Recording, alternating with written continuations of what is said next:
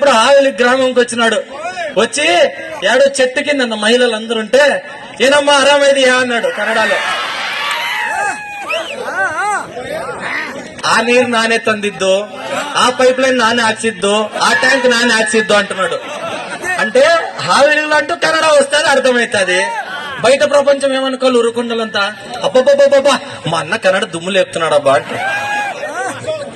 నేను ఈరోజు ఇదే కన్నడలోనే అడుగుతున్నా పయ్యావుల కేశవ్ని, యా నీరు ತಂದಿ ಅಪ್ಪ ಕೇಶವ್ నేనంత ಕೇಳ್ತಾ ಇದ್ದೀನಿ ಇವತ್ತು ನಾನು.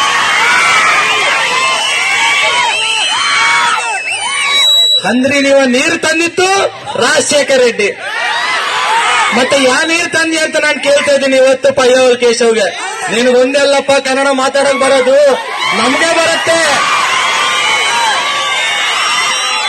ಬೆಂಗಳೂರು ಕನ್ನಡ ಮಾತಾಡ್ಬೇಕಾ, ಮೈಸೂರು ಕನ್ನಡ ಮಾತಾಡ್ಬೇಕಾ, ಬಿಜಾಪುರ ಕನ್ನಡ ಮಾತಾಡ್ಬೇಕಾ, ಬಳ್ಳಾರಿ ಕನ್ನಡ ಮಾತಾಡ್ಬೇಕಾ?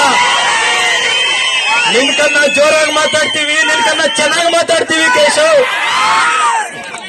జనాల్ని మాత్రం నువ్వు మోసం చేయలేవు కేశవ్.